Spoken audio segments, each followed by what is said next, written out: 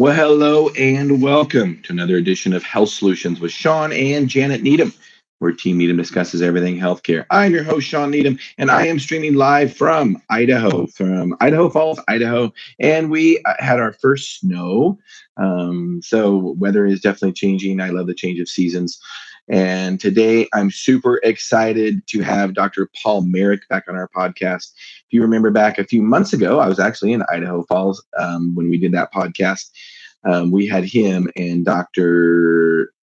Apter and Dr. Bowden on our show talking about a lawsuit against the FDA when it comes to doctors and making choices for their patients, and the FDA getting involved. So check that episode out. It's on our YouTube channel, the Mosley Professional Pharmacy YouTube channel. And today, what we're going to talk about with Dr. Marik, during that discussion, that last podcast, we were discussing his health journey and how he was able to, lose weight, get healthy, and get off a lot of his medications. And if you follow Health Solutions at all, we talk about that a lot. I mean, Janet and I are two pharmacists that don't believe in most medications to treat most long-term disease. Most of these diseases are lifestyle related, whether it's type 2 diabetes, whether it's high blood pressure, whether it's high cholesterol. If you change your lifestyle, you can get off those medications. So without further ado, Dr. Marik, welcome to our show. Thanks. Thank you for having me back. It's a pleasure. Yeah. Thank you so much for taking the time. I know that you're very busy. You've been to 3 conferences over the last 3 weeks, and you are the leader of the FLCCC. And I thank you for doing that. I know that you have a lot of arrows on your back, and you have been, just beat up a lot over that. And in reality, you fought for a lot of patients. And so thank you for doing that. Sure. Yeah. So tell us a little bit about your health journey. How did it start? What kind of, disease states and medications did you go on? And then how did you get off of them? Yeah, so it's difficult to know where to start, but basically what I learned is everything I was taught at medical school was a lie and was not true. And so what I've had to do is unlearn whatever I learned at medical school. The approach of medical school is to treat symptoms with drugs rather than to treat diseases and to cure diseases. That they want you to be dependent on medications for the rest of your life. And I suppose this journey for me personally started off when I began looking at interventions for the treatment of the vaccine injured. I suppose that's really what triggered this personal journey for me. And, I came across the idea of intermittent fasting. I read the book by Jason Fung and realized really how potent an intervention this really is. And then I started reading about, metabolomics. There's an excellent book by Robert Lustig called Metabolomics. And then I read the book by Tim Noakes, who was basically put on trial for suggesting that a low-carb, high-fat diet had health benefits. And so, I realized that much of what we've been taught is a lie, just the same way as big pharma and industry controls medical schools and big pharma. So does, the food industry and the big food consortiums control what we eat, how we eat. And the USDA food pyramid is a complete fabrication. It's false and is completely upside down. So my story was I've been a type 2 diabetic for maybe over 25 years. I've had hypertension. I was on a PPI for reflux. And obviously I thought I was committed to be a diabetic forever and to take those medications forever. And that's obviously a big lie because type 2 diabetes is a treatable disease. It's caused by insulin resistance, which is really caused by our lifestyle. And it's likely that sugar and carbohydrates kill more people in this country than smoking ever did. It's a profound toxin. And, obviously, most people do not eat food, real food. They eat processed food, which is not food. It's highly processed, high in carbohydrates, and high in processed vegetable oils. And this whole thing is a complete and utter scam and a lie. Then there's the cholesterol statin lie. So, we're told saturated fats are bad. Actually, saturated fats are quite good for you. What's bad for you is carbohydrates. So it's a complete opposite of what we're told. So whenever something is, low fat, that means it's high in carb, and that's the last thing you ever want to eat. So basically what I did, it was pretty simple. I tried to lose weight before, but the traditional way of dieting, which is exercise more, eat less, just simply doesn't work because it's not based on human physiology. And the whole concept is profoundly flawed. And that's why almost 90% of people who try lose weight by this mechanism within, 6 to 12 months will regress back to the mean and where they started. So I tried and failed. And, all I did was really two simple interventions. I started intermittent fasting because that's the way the body is designed. Yeah. We're not designed to eat all the time.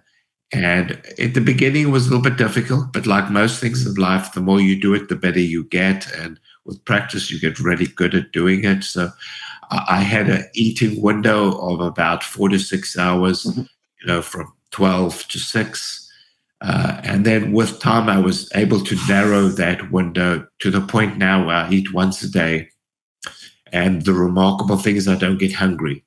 And the problem is with insulin resistance, it creates this vicious cycle where you're insulin resistant, which blocks the effect of leptin on your brain, makes you hungry. If you're hungry, you eat more carbs and more sugar, which causes more insulin resistance. So it becomes a vicious cycle. As soon as you break the cycle, you lose your appetite. So, I can go actually 36, 48 hours without eating and not be hungry. So it has to do with breaking insulin resistance and also the effect of ketosis. So I did two simple things. As I said, I did intermittent fasting, and then I changed my diet from processed food to real food. And it's quite simple to tell the difference. If it looks like food, Right. it's likely food. If it comes in a box or has a label or is processed in a bag, it's not real food. So I already did those two things. And within 6 weeks, actually, I was off all my diabetic medication. I'd stopped my PPI. I had stopped my blood pressure meds. So, I had been condemned to a life of type 2 diabetes and medication forever. And just by changing my lifestyle, I was able to reverse my type 2 diabetes, hypertension. I lost 40 pounds, by the way, and I did that really without even trying. So this is not a difficult journey. It's just common sense. It's the way the body was designed. We've been fooled by big pharma, by big food, by our agencies, by the federal government into this myth. And so, people need to empower themselves. They need to take control of their life, the way they eat, how they eat, where they eat, and to realize that the agencies and the government are not interested in promoting health and well-being. That's not what they're interested in. They're interested in making money through selling you expensive drugs for which you're addicted to for life, and selling you unhealthy foods that just perpetuate the problem. So, these competing cycles. And that's the unfortunate story. At medical school, they don't teach you lifestyle changes which promote health. They basically focus on symptomatic treatment of disease with medication. And it's a really sad story. It is. It really is. And I would tell you, Dr. Marik, thank you for that. In the last 10 minutes, you basically just summed up the last 3 years of our podcast. Because we've been preaching this for a long time. And even before we started the podcast, my wife and I are, we're two pharmacists that don't believe in medications to treat long-term disease. I mean, that's very powerful. And we have tried to tell people that, yes, type 2 diabetes, it's reversible. There's no reason you have to be on medications. And one of the best ways to, show that you can reverse type 2 diabetes is through fasting. I know one of my, the doctor that I work with, one of the things that he does with his type 2 diabetics, he's very careful with them if they're on medications that can cause hypoglycemia. But he says, if you want to see if you can reverse your type 2 diabetes, just fast for 48 hours. Fast for 48 hours and see what happens to your blood glucose. It goes down. Yeah. I mean, it's that easy. So that proves it right there. That's an easy one to prove that it's reversible. And you said it.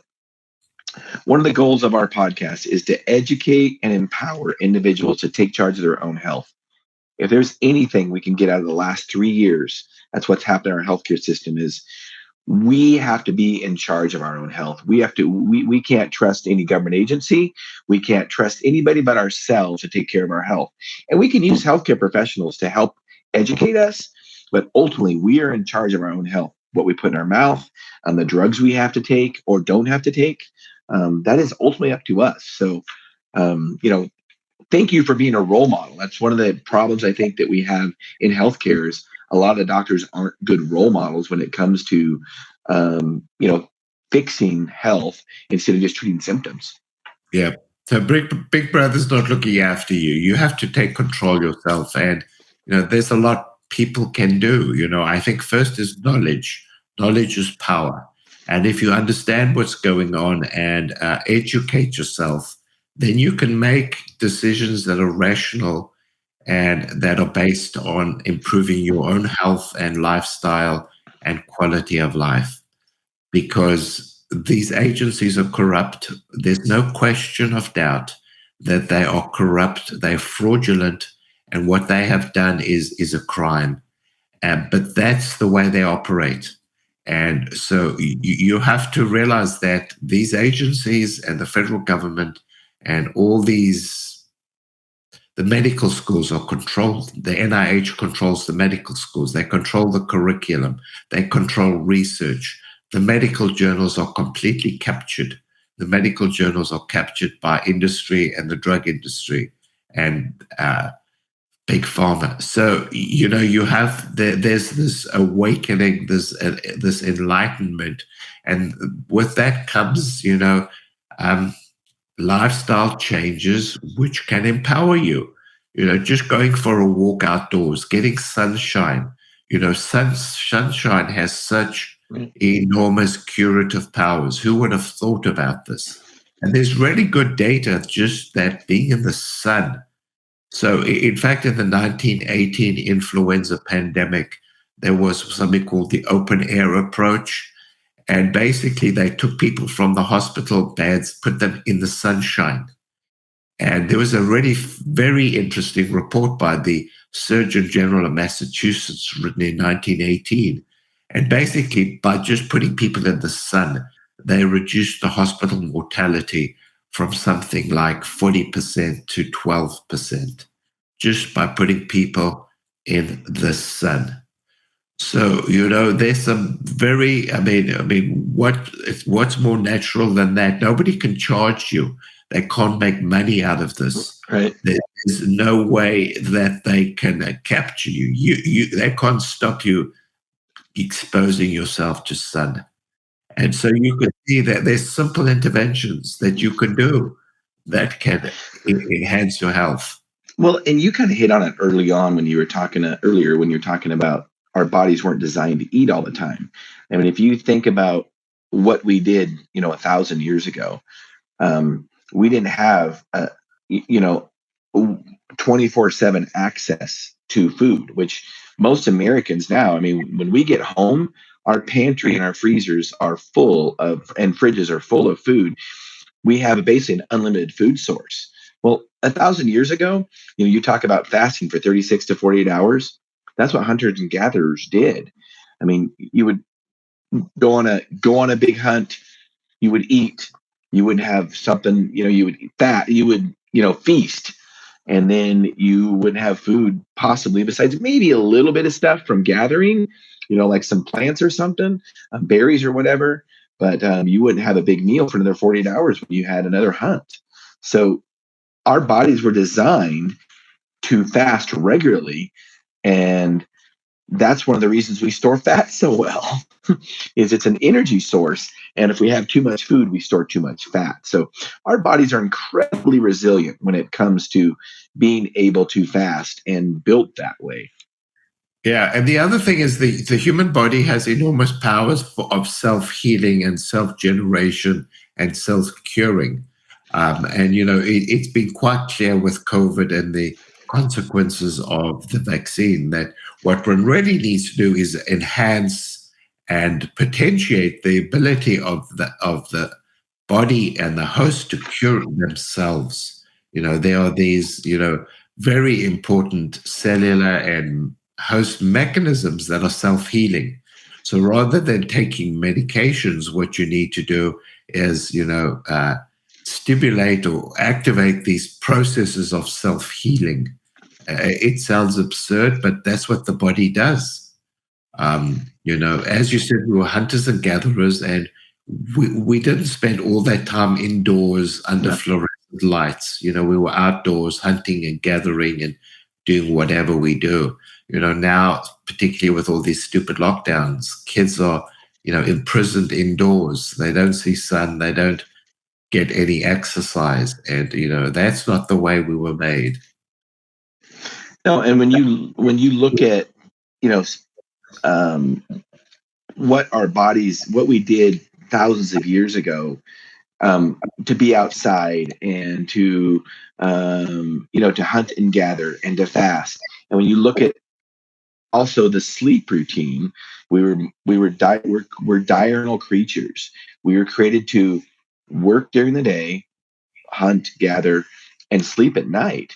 And when you talk about the body, responds and the body recovers, we need to do that when we sleep.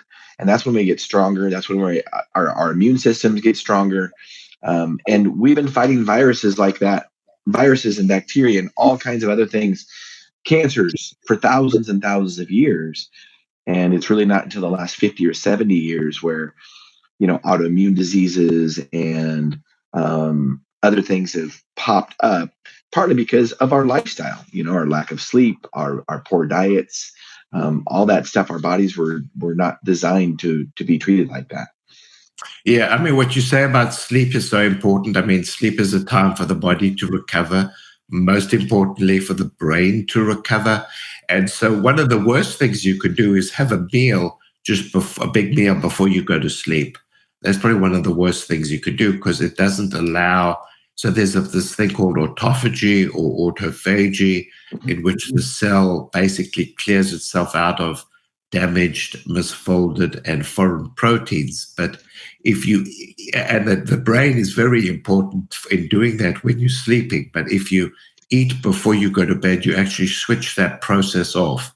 You eliminate or you reduce, sleep-induced autophagy, which is very important for brain healing and brain recovery. So, it's just a matter of developing, simple lifestyle changes that can enhance your health. And they need to be simple, they're inexpensive, you can adapt it to your lifestyle. These are not difficult things to do. And obviously clearing out your pantry is important. If you just look what's in the pantry, if it's in a box or in a bag, has labels on it, it's probably not real food. You want to put it in the garbage can. Or I wouldn't even donate it to someone because that's really not fair. I would just empty your pantry of things that do not look like food. And one thing that we like to say is that if it doesn't rot, don't eat it. And in general, there's a lot of truth to that. I mean, there are ways that we preserved food for thousands of years with salt and stuff. But in general, if it doesn't rot, don't eat it. If bacteria and fungus won't grow on it, do you think it's going to be good for us? I mean, Yeah. seriously. So, yeah, real food.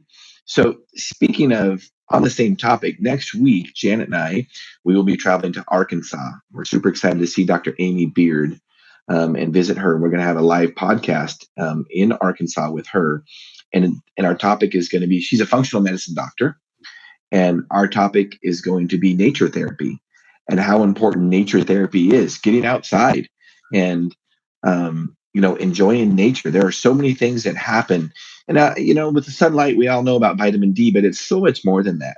I mean, there are neurotransmitters and hormones that are stimulated when we are outside. Most of the things we probably don't know what happens, but we just know that it's healthy for us.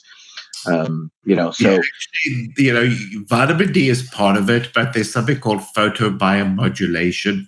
So what you may not know is 40% of the sun's radiation is actually infrared light. And infrared light penetrates near infrared, about, 20 centimeters into the body. It actually has enormous physiological benefits in terms of proteins called heat shock proteins, in terms of directly activating mitochondria, in terms of healing.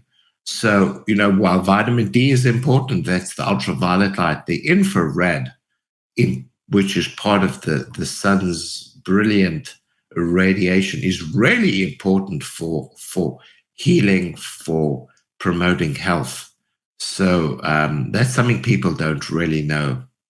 that is that. Thank you for that. I'm not surprised, but I didn't know the detail of that. So that's awesome. Thank you for sharing that. So we do have a question. If you want to answer a question, and Sure. it's on hormones, and Janet and I specialize in hormones. So if you want to defer the question to me, you're welcome to. Yeah, I Um, can try. I'm not an endocrinologist. right. So So Darcy Poland, thank you for your comment. She says, I hate to be taking thyroid and progesterone hormone daily. Is there hope to get off these? What can I do to get off these?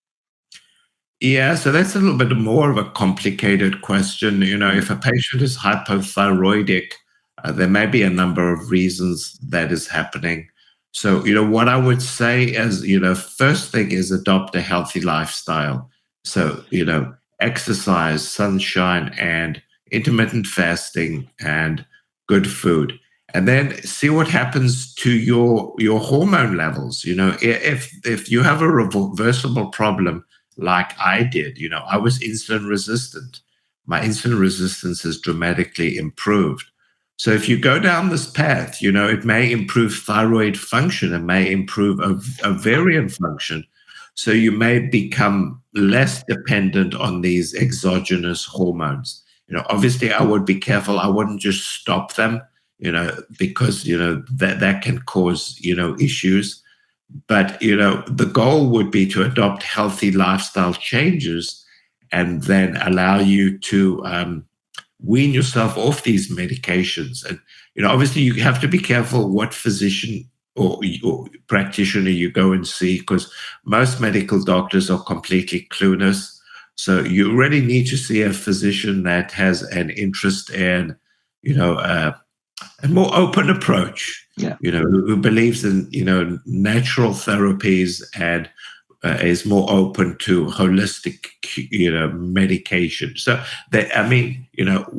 one has to be realistic that there is a role for certain of these medications. But, we see patients taking 12, 16, 20 medications, which is completely absurd. So I think, the first thing is adopt a healthy lifestyle, get enough exercise, get enough sunshine, and then, see if you can, monitor your levels and see if you can get off these drugs. I think that's a great answer. And I will echo that, but also add a little bit to it. Janet and I, we specialize in hormone replacement. So we deal with hormone patients all over the nation. And I have seen people that change their lifestyle. I'll specifically speak about men, younger men, when their testosterone should be optimal. And it's not, they change their lifestyle and they can raise their testosterone levels by 200 points. So you can do the same thing with many other hormones, whether it be thyroid or whether it be your ovarian hormones. Although as we age, our ovaries and our testes do just naturally decrease production of hormones. So as we get older, it is more difficult to optimize those levels without supplementing with hormones. Now, let's realize too that the hormones that she's talking about sounds like to me they are bioidentical hormones. So they're the same exact copy of hormones that we already have in our body. We just don't have enough of them. So a lot different than taking a pharmaceutical that has other type of effects in the body. So great question, Darcy. I hope we answered. If we didn't, please feel free to comment some more. Yeah, one interesting fact people may not know is that when you do intermittent fasting, actually your human growth hormone levels go up, which is really important because, as we know, with aging, growth hormone goes down and it actually interferes with muscle mass and muscle bulk.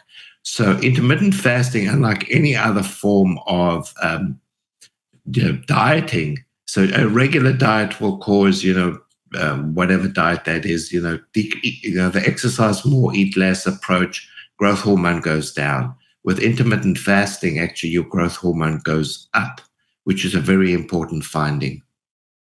Well, and when we think about it, that just makes sense. I mean, if you're constantly in a phase of too much energy, if you're eating all the time and you're storing all this fat, you don't want growth hormone, right? Your body says, I don't need growth hormone. I've got too much reserve already.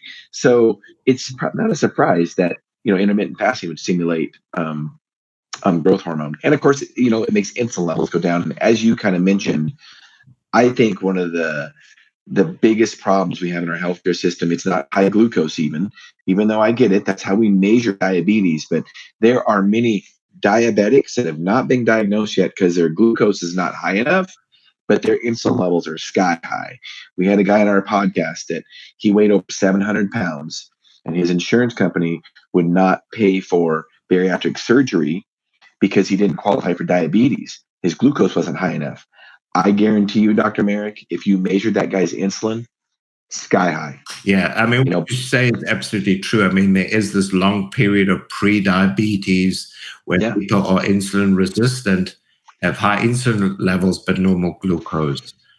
So that's really important. So I think you just need to assume if you're overweight, if you are a starch and glucose addict, that you're insulin resistant. Right.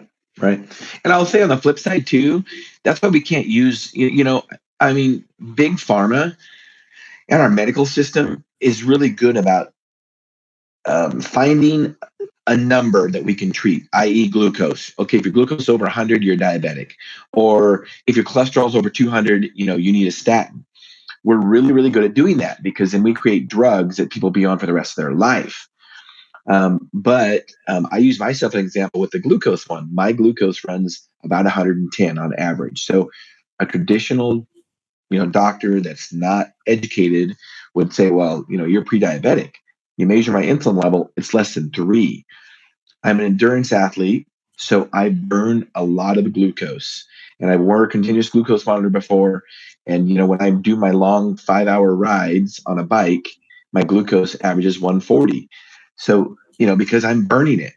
So you can't just look at one number and just treat a patient. But in medicine, that's what we do all the time. Oh, cholesterol's 201, you got to have a statin. Doesn't matter what your HDL is, doesn't matter what your triglycerides are. And in reality, those are, or your insulin, those are more important when it comes to metabolic health. Yeah, absolutely. And I don't think we should be fixated by these blood tests. Do what makes common sense. And when it comes to cholesterol, the body makes cholesterol for a good reason. It needs it. There's an enormous amount of cholesterol in the brain, and you need it. So this obsession with getting your cholesterol down is completely misfounded. It's a pharmacological hoax. I think that cholesterol thing is one of the biggest scams ever in medicine until what happened over the last 3 years. And if you follow the money on those drugs, cholesterol drugs were the biggest moneymaker ever. until the last 3 years, and we got some other drugs that came out. Yeah. So I mean, take that for what it is. And I think one of the good things that's happened over the last 3 years is people like yourself, people like me, even though I was already questioning stuff, and just run the mill lay people that aren't even in healthcare, they've started questioning a lot of these things that are going on in healthcare. That's a good thing. Yeah. So, what you say is absolutely true. It's been a horrendous 3 years, but I think it has shone the light on something which was there all the time. The corruption, the lies, the deceit that's been propagated with regards to our health and well-being. So, if there is a silver lining, this is what it is. And, obviously for me, going on this journey is what exposed, the truth. Right. So as we wrap this podcast up, Dr. Marik, tell us what you have a passion for. That's a good question. I think I've developed a passion for knowledge and understanding and reading. I've become, I used to read medical texts and journals. I can't read them anymore. I'm really interested in, life and reading about life. And there's some really good books out there. So, and, knowledge is power. The more you know, the better decisions you can make. So, I think that, especially with the internet now, you have access to just so much information. You have to filter out what's good and what's bad, and, go on this journey of self-enlightenment. That's right. So what's the best way to get a hold of you if somebody has any questions? Yeah, probably through the FLCCC. You can go to the website, and, we have a whole number of portals, and probably that would be the best way to get hold of me. We have people who monitor our emails. So, if someone has a question, that's probably the best way of getting hold of me. And in addition, the website, we're not selling anything. We're here to, to empower people, to provide knowledge, both practitioners and to lay public, the people. And so we have an enormous amount of information that's out there. Last night we did a really interesting webinar with Dr. McCullough on sauna and sunlight and photobiomodulation. I saw that on there. You were just talking about that. That's awesome. Yeah. So, something I would never, ever have dreamed of in my lifetime. So, that's the cool thing, is learning new things. An old dog can learn a new trick. And that's, what's so cool. So we have Dr. McCullough come up on our podcast here in about a month or so in early December. So listeners and viewers, stay tuned for that. I'm super excited to have him on. One last question. I try to answer most questions on the line. So here's one. It's just kind of a comment from Darcy. I have seen positive changes with intermittent fasting and even lost some weight. I know I need to have a better diet. That's the hardest for me with a large family of teenagers who are pickier. I agree. One thing I will comment about that is, first of all, teenagers follow, or kids in general, they follow what their parents do. So if we start eating healthy, they will eat healthy. I have a personal health journey myself and change my family's health because of that. So, and it can get tougher, but it can be tough, but generally we're the role models and they will follow us. And of course she says, thank you so much. Much respect for you both. So always awesome to hear. So, Dr. Marik, I really appreciate you. I appreciate everything you've done, including changing your own personal health journey, because that is inspiring to others to realize that it's possible to reverse a lot of these diseases and get off medication. So thank you for doing that. And let's please stay in touch. Thank you. Thanks, kindly. And to Darcy, you know what? This must be a family event. Involve the family, do what you can, try and teach your kids a healthy lifestyle, and I think it will pay dividends for them years ahead. Yes, absolutely. So Thank you, Dr. Marik. Stay tuned next week. I'm not sure what we have on Monday, but Monday at 12:30 to 1:30. As always, we will be streaming live Pacific Standard Time. Not sure of our subject, but next week, do not miss our Friday episode because we will be with Dr. Amy Baird in Arkansas on nature therapy. And we will just kind of continue this conversation about how to stay healthy. So, Dr. Marik, thank you for all you do. I really appreciate you. You've helped our goal of educating and empowering individuals to take charge of their own health. So thank you. Sure. Thanks for all you do. It's good all right. to see you again. Thank you, Hey. Yep. Listeners and viewers, thank you for tuning in. I'm tuning in Monday, 12:30 to 1:30. Health Solutions with Shawn and Janet Needham. Thank you.